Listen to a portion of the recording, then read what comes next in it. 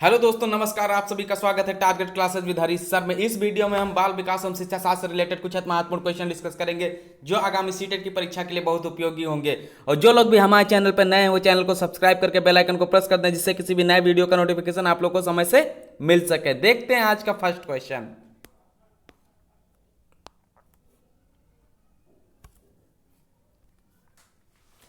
First question दिया है, शिक्षक के व्याख्यान की गति विद्यार्थी के कार्य के ज्ञान को बाधित कर सकती है यदि वह अत्यधिक तेज या अत्यधिक धीमी है। इससे बचने के लिए शिक्षक को क्या नहीं करना चाहिए? ए ऑप्शन, गति की विभिन्नता के द्वारा विद्यार्थी का ध्यान बनाए रखना। बी ऑप्शन, नई सूची को प्रस्तुत करने के लिए तेज गति के व्याख्यान का प्रयोग करना। सी दिया हुआ, जब शिक्षक की गति अधिक हो तो अक्सर पुनः वाक्य बोलना। और डी दिया हुआ, सूचनाओं के बड़े भागों के बीच विराम रखना। तो इसमें से कौन सा ऑप्शन राइट हो जाएगा ये बताना है। तो राइट आंसर हो जाएगा, नई सूची को प्रस्तुत करने के लिए तेज गति के व्याख्यान का प्रयोग करना है। बी ऑप्शन सही हो जाएगा। इसकी डिटेल देख लेते हैं। व्याख्यान कार्य करते समय व्याख्यान गति पर ध्यान देना अति आवश्यक है, यानी व्याख्यान कार्य करते समय व्याख्यान गति पर ध्यान देना अति आवश्यक है, क्योंकि इससे विद्यार्थी के अधिगम पर प्रभाव पड़ता है। क्योंकि इस तरीके से क्या होता है, विद्यार्थी के अधिगम पर यानी सीखने की गति पर प्रभाव पड़ता है। अतः व्याख्यान में नई सूचना देते समय अपने व्याख्यान पर संतुलित गति बनाए रखना अनिवार्य है। यानी किसी भी चीज के बारे में अब जब आप बच्चे को बता रहे हैं तो उसके बारे में आपको संतुलित गति बनाए रखना आवश्यक है। इस तरीके से क्या होगा, बच्चे को आसानी से समझ में आएगा। इस क्वेश्चन के अकॉर्डिंग राइट आंसर हो जाएगा ऑप्शन नंबर बी, क्योंकि यहां पूछा गया नहीं, तो राइट आंसर होगा ऑप्शन नंबर बी। नेक्स्ट देखते हैं सेकंड क्वेश्चन। प्रोजेक्ट शिक्षण विधि किससे संबंधित है? जो प्रोजेक्ट शिक्षण विधि ये किससे संबंधित है? फ्रॉवेल, जॉन डीवी, आर्मस्ट्रांग या मैकडूगल? तो प्रोजेक्ट शिक्षण विधि ये किससे संबंधित है? ये संबंधित है जॉन डीवी से। इसका राइट आंसर होगा ऑप्शन बी। इससे रिलेटेड कुछ फैक्ट डिस्कस कर लेते हैं। प्रोजेक्ट शिक्षण विधि जॉन डीवी की विचारधारा पर आधारित है, लेकिन इसको विकसित करने का श्रेय किलपैट्रिक को जाता है। यानी प्रोजेक्ट विधि किसकी विचारधारा पर आधारित है? जॉन डीवी के विचारधारा पर, लेकिन इसको विकसित करने का श्रेय किसको जाता है? किलपैट्रिक को जाता है।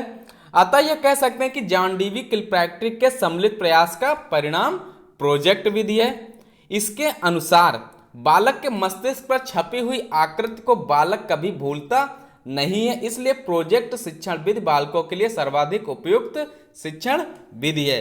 अगर यहाँ पे दिया होता किलपैट्रिक तो किलपैट्रिक यहाँ पे टिक करते प्रोजेक्ट के लिए, लेकिन दिया हुआ जॉन डीवी, तो क्वेश्चन के अकॉर्डिंग हो जाएगा जॉन डीवी राइट आंसर।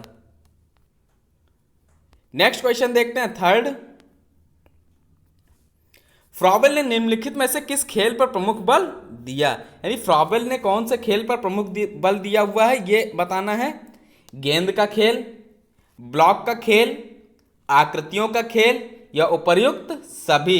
तो फ्रॉवेल ने किस खेल पर प्रमुख बल दिया है? ये गेंद का खेल पर प्रमुख बल दिया है। फ्रॉवेल ने खेल विधि को अधिगम का एक उपयुक्त उपकरण माना है।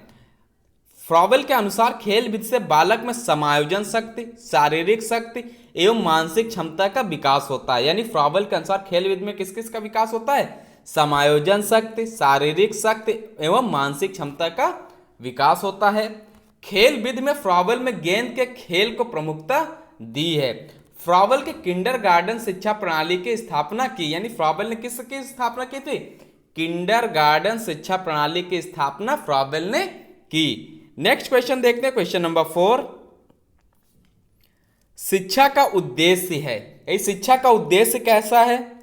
अच्छा नागरिक बनाना, यानी अच्छा नागरिक बनाना, ऐसे व्यक्तियों का निर्माण जो समाज के लिए उपयोगी हों, व्यवहारिकता का निर्माण करना, और डी ऑप्शन है उपर्युक्त सभी। तो शिक्षा का उद्देश्य कैसा है? शिक्षा का उद्देश्य अच्छा नागरिक बनाना, ऐसे व्यक्तियों का निर्माण जो समाज के लिए उपयोगी हो, व्यवहारिकता का निर्माण करना, यानी राइट आंसर होगा ऑप्शन नंबर डी, यानी उपरोक्त सभी। तो इसमें कौन कौन से उद्देश्य होना चाहिए?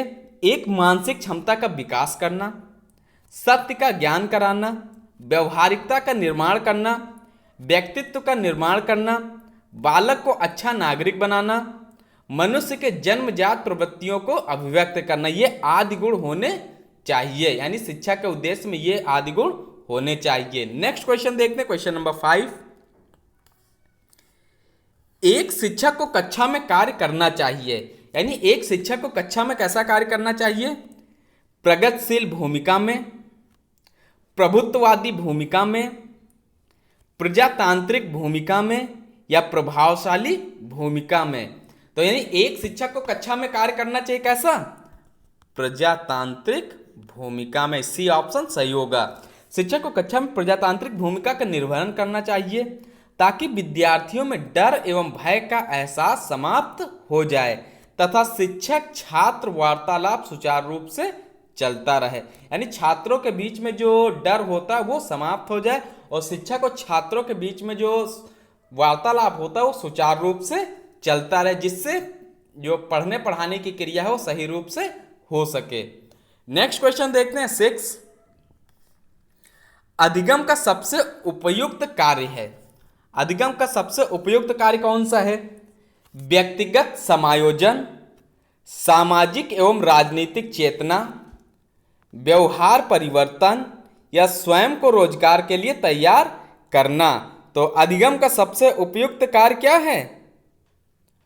व्यवहार परिवर्तन। यानी सीखने का सबसे अच्छा कार्य कौन सा होगा? उपयुक्त कार्य होगा व्यवहार में परिवर्तन। यानी अधिगम का सबसे प्रमुख कार्य बालक के व्यवहार में वांछित परिवर्तन करना है ताकि बालक अपने वातावरण के साथ समायोजन कर सके। नेक्स्ट क्वेश्चन देखते हैं, क्वेश्चन नंबर 7।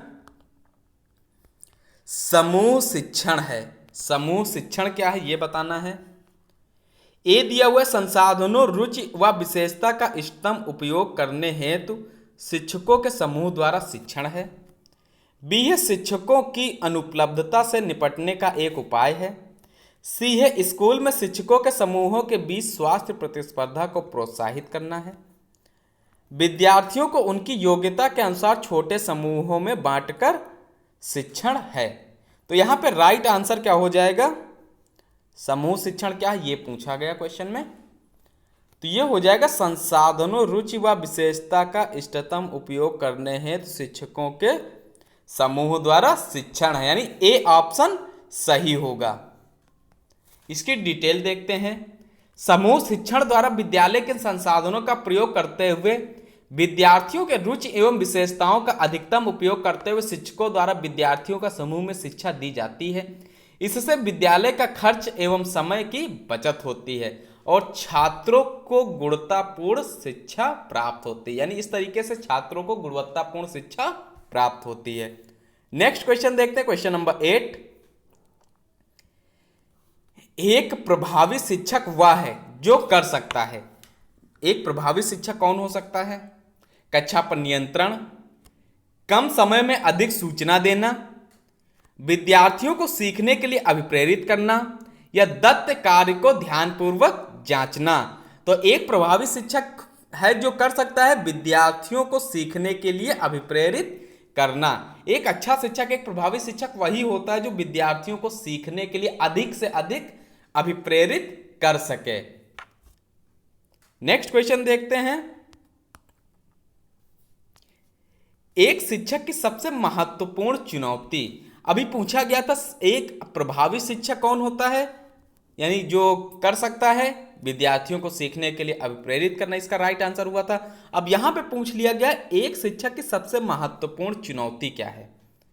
विद्यार्थियों से उनका गृह कार्य करवाना, शिक्षण अधिगम प्रक्रिया को आनंदप्रद बनाना, कक्षा में अनुशासन बनाए रखना, और यह प्रश्न पत्र तैयार करना। तो सबसे महत्वपूर्ण चुनौती कौन सी होती है शिक्षक के लिए? शिक्षण अधिगम प्रक्रिया को आनंदप्रद बनाना। यानी शिक्षक के लिए सबसे महत्वपूर्ण चुनौती है शिक्षण अधिगम प्रक्रिया को आनंदप्रद बनाना है। बी ऑप्शन सही होगा। शिक्षक की सबसे महत्वपूर्ण चुनौती उसके अधिगम प्रक्रिया को आनंदप्रद बनाना है ताकि उसका शिक्षण कार्य उबाऊ न लगे तथा छात्र कक्षा कक्ष में शांतिपूर्वक शिक्षा ग्रहण करें। और जो लोग भी हमारे चैनल पर नए हो चैनल को सब्सक्राइब करके बेल आइकन को प्रेस कर दें, और वीडियो पसंद आ रहा है तो वीडियो को लाइक कर दें। नेक्स्ट क्वेश्चन देखते हैं, क्वेश्चन नंबर 10। और वीडियो को 5 दोस्तों के साथ में शेयर भी करते हैं, जिससे उनको भी उसका लाभ मिल सके। एक सजीव कक्षा स्थिति में निम्नलिखित में से सबसे अधिक संभावित है, यानी एक सजीव कक्षा में स्थित में सबसे अधिक क्या संभावित होगा, 4 ऑप्शन में से बताना है।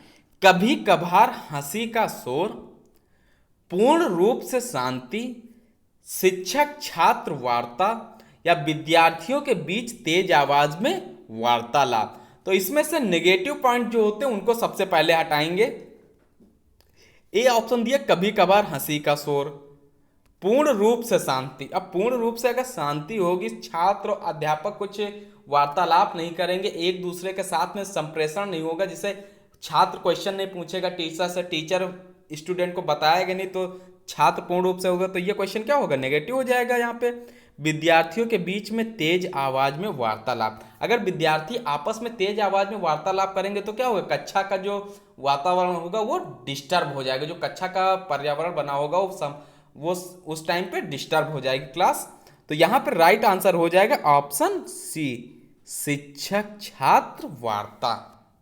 यानी एक सजीव कक्षा स्थिति में निम्नलिखित में सबसे अधिक, यानी कक्षा में जो अगर कुछ पढ़ाया जा रहा है तो शिक्षक और छात्र के बीच में वार्तालाप होना बीच बीच में आवश्यक है। इससे छात्र और अध्यापक के बीच में इंटरेक्शन बना रहेगा, इससे कक्षा में पढ़ाई का माहौल सुव्यवस्थित होगा।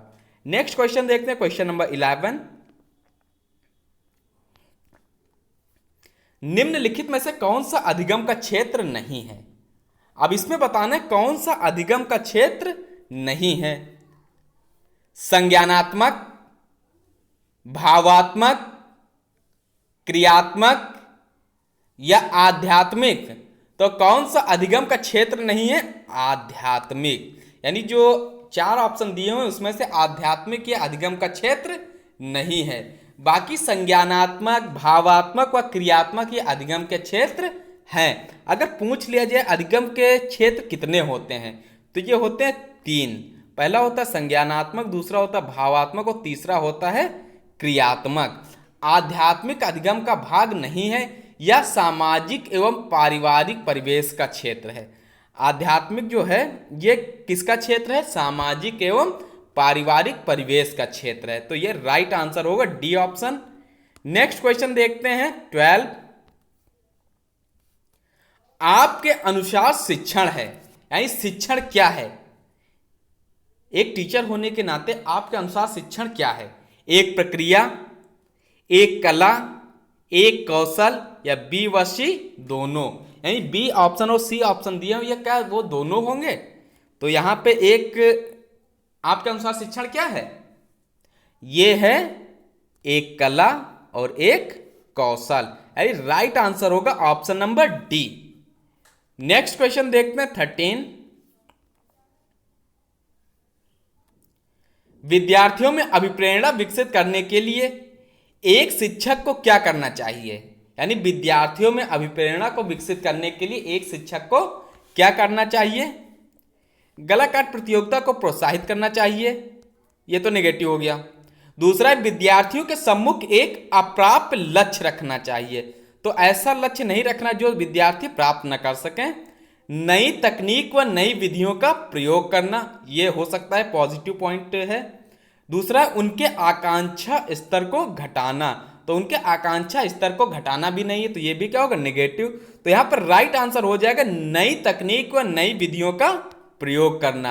यानी स्टूडेंट्स को, एक शिक्षक को क्या करना चाहिए, विद्यार्थियों में प्रेरणा को विकसित करने के लिए क्या करना चाहिए, नई तकनीक एवं नई विधियों का प्रयोग करना चाहिए। जिस तरीके, इससे क्या होगा, विद्यार्थी पढ़ाई के प्रति आकर्षित होंगे, इससे बच्चों का पढ़ने में मन लगेगा। नेक्स्ट क्वेश्चन देखते हैं 14। स्कूल की शिक्षा की गुणवत्ता विशेष रूप से निर्भर करती है। यानी स्कूल की शिक्षा की गुणवत्ता जो है विशेष रूप से किस पर निर्भर करती है, बुनियादी ढांचा सुविधाओं, वित्तीय प्रावधान, अंतरराष्ट्रीय समर्थन या शिक्षक शिक्षा की गुणवत्ता। तो स्कूल की शिक्षा की गुणवत्ता विशेष रूप से किस पर निर्भर करती है, शिक्षक शिक्षा की गुणवत्ता। यानी जो स्कूल में शिक्षा दी जा रही उसकी गुणवत्ता कैसी है। यानी स्कूल की शिक्षा की गुणवत्ता विशेष रूप से किस पर निर्भर करेगी? शिक्षक शिक्षा की गुणवत्ता। स्कूल की शिक्षा की गुणवत्ता विशेष रूप से शिक्षक शिक्षा की गुणवत्ता पर निर्भर करती है। अब इसमें दिया हुआ था बुनियादी ढांचा सुविधाओं, तो ये तो नेगेटिव हो गया क्वेश्चन के अकॉर्डिंग। वित्तीय प्रावधान, अंतरराष्ट्रीय समर्थन, तो राइट आंसर होगा डी ऑप्शन। नेक्स्ट देखते हैं 15। आप लोग देखते जाइए कि आपके कितने क्वेश्चन सही होते हैं। आपकी कक्षा में आप पाते हैं कि पढ़ाई लंबे अंतराल के कारण कुछ विद्यार्थी एक प्रसंग को नहीं समझ पा रहे हैं, तो आप क्या करेंगे? यानी आपकी कक्षा में आप पाते हैं कि पढ़ाई में लंबे अंतराल के कारण कुछ विद्यार्थी एक प्रसंग को नहीं समझ पा रहे हैं, तो आप एक टीचर होने के नाते क्या करेंगे? ये question DSSB assistant primary teacher में आया हुआ है, यानी जो PRT का एग्जाम होता है DSSB में, उसमें आया हुआ क्वेश्चन है। उन लोगों की मदद के लिए अतिरिक्त कक्षाओं की व्यवस्था, अभिभावकों से कहेंगे कि घर पर मदद की व्यवस्था करें, अपनी कक्षा को जारी रखेंगे, प्रधानाध्यापक से मदद लेंगे। तो यहाँ पे आपकी कक्षा में अगर आप पाते हैं कि कुछ छात्र पढ़ाई में लंबे अंतराल के कारण कुछ विद्यार्थी जो हैं एक प्रसंग को नहीं समझ पा रहे, तो आप क्या करेंगे? अभिभावक से कहेंगे कि घर पर मदद की व्यवस्था करें, तो टीचर स्कूल किस लिए बनाए गए हैं। अपनी कक्षा को जारी रखेंगे, अगर आप अपनी कक्षा को जारी रखेंगे तो जो बच्चे समझ में नहीं आ रहा तो उसका पढ़ाई में मन नहीं लगेगा।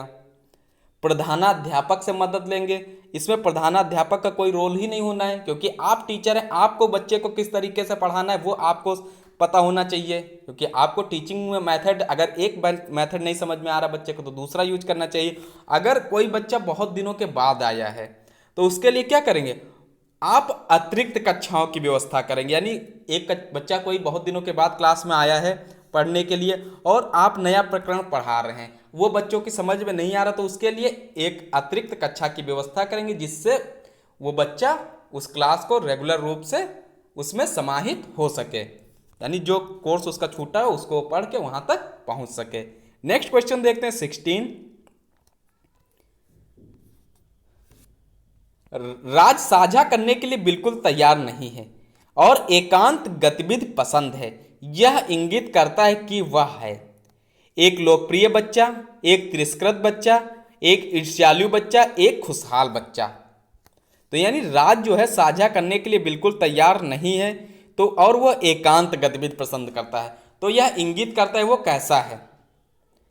एक तिरस्कृत बच्चा, यानी इसको कैसा होगा? एक तिरस्कृत बच्चा, यानी राज साझा करने के लिए बिल्कुल तैयार नहीं क्योंकि वह एक तिरस्कृत बच्चा है। नेक्स्ट क्वेश्चन देखते हैं 17। एक शिक्षक के पास होना चाहिए, शिक्षक के पास क्या होना चाहिए? अपने विषय का ज्ञान, शिक्षण पद्धति का ज्ञान, छात्रों के विषय में ज्ञान, या उपरोक्त सभी। तो एक शिक्षक के पास क्या होना चाहिए? अपने विषय में तो ज्ञान होना चाहिए, क्योंकि अगर आप टीचिंग करने जा रहे हैं किसी पर्टिकुलर सब्जेक्ट की तो आपको सब्जेक्ट के बारे में नॉलेज होना चाहिए। शिक्षण पद्धति का ज्ञान, सबसे मोस्ट इंपॉर्टेंट होता है टीचिंग मैथड्स का नॉलेज होना, क्योंकि एक क्लास में अगर 80 स्टूडेंट हैं, 80 में से अगर 60 बच्चे भी पढ़ रहे हैं, 20 के समझ में नहीं आ रहा, तो शिक्षक को अपने टीचिंग मेथड को चेंज करके ऐसा करना चाहिए कि उनको भी समझ में आए। तो शिक्षण पद्धति का ज्ञान भी आवश्यक है। और छात्रों के विषय में ज्ञान, यानी ये भी आवश्यक है कि आपको छात्रों के बारे में भी पता होना चाहिए कि किस तरीके से क्या पढ़ाया जाए बच्चों को कि उनको समझ में आ जाए। तो क्वेश्चन के अकॉर्डिंग राइट आंसर होगा उपरोक्त सभी, डी ऑप्शन सही हो जाएगा। नेक्स्ट क्वेश्चन देखते हैं 18। निम्नलिखित में से कौन शिक्षण योजना का मुख्य बिंदु है? कौन शिक्षण योजना का मुख्य बिंदु है? प्रधानाध्यापक, शिक्षक, विद्यार्थी, या इनमें से कोई नहीं।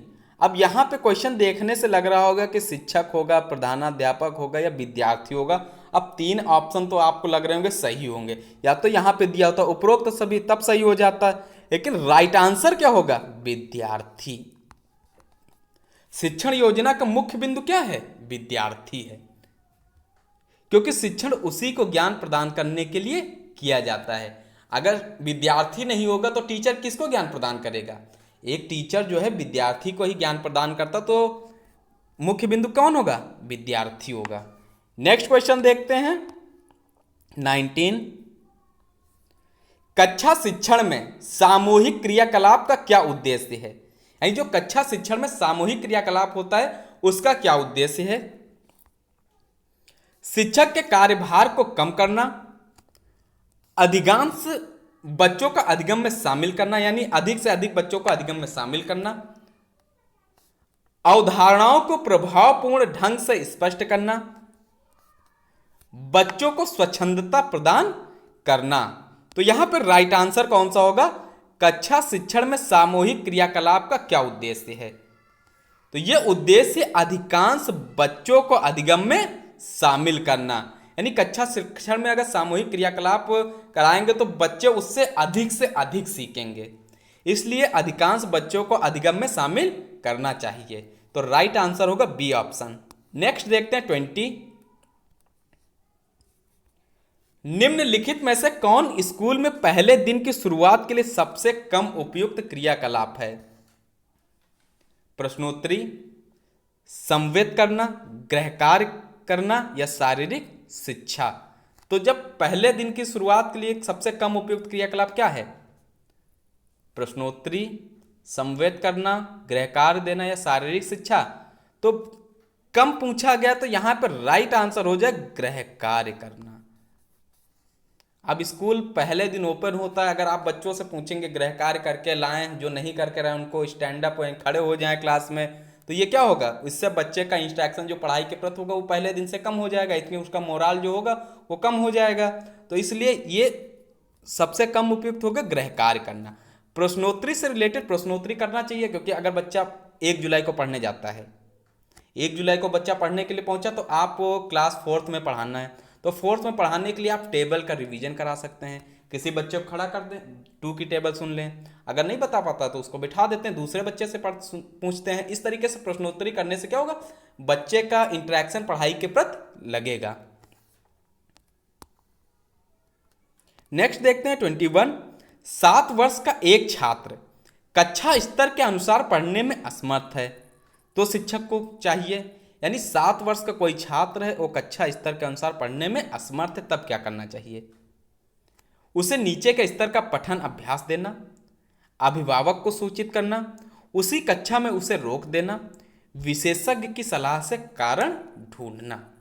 तो यहाँ पे नेगेटिव पॉइंट हो जाएगा अभिभावक को सूचित करना। अभिभावक को सूचित नहीं करना, क्योंकि आप एक टीचर हैं, टीचर होने के नाते हमको छात्र को किस तरीके से पढ़ाना है, टीचिंग मेथड कौन सा यूज करना है, ये टीचर को पता होना चाहिए।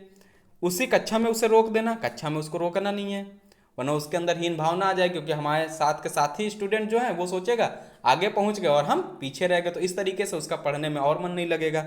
विशेषज्ञ की सलाह से कारण ढूंढना, अगर विशेषज्ञ की सलाह इस तरीके से क्लास 7 वर्ष के बच्चे के लिए लेंगे तो आगे के जो छोटे बच्चे हैं उनके लिए क्या किया जाएगा? तो ये 3 पॉइंट क्या होंगे? नेगेटिव हो जाएंगे। तो ए ऑप्शन राइट हो जाएगा, यानी उसे नीचे के स्तर का पठन अभ्यास देना। यानी 7 वर्ष का एक छात्र कक्षा स्तर के अनुसार पढ़ने में अगर असमर्थ है तो एक शिक्षक को उसे नीचे के स्तर का पठन अभ्यास देना चाहिए। नेक्स्ट देखते हैं 22। प्रक्रिया द्वारा शिक्षक निकट रूप से जुड़े होते हैं। किससे जुड़े होते हैं? यानी किसी प्रक्रिया के द्वारा शिक्षक निकट रूप से किससे जुड़े होते हैं? अध्ययन से, अधिगम से, मूल्यांकन से या फिर निरीक्षण से। तो ये जुड़े होते हैं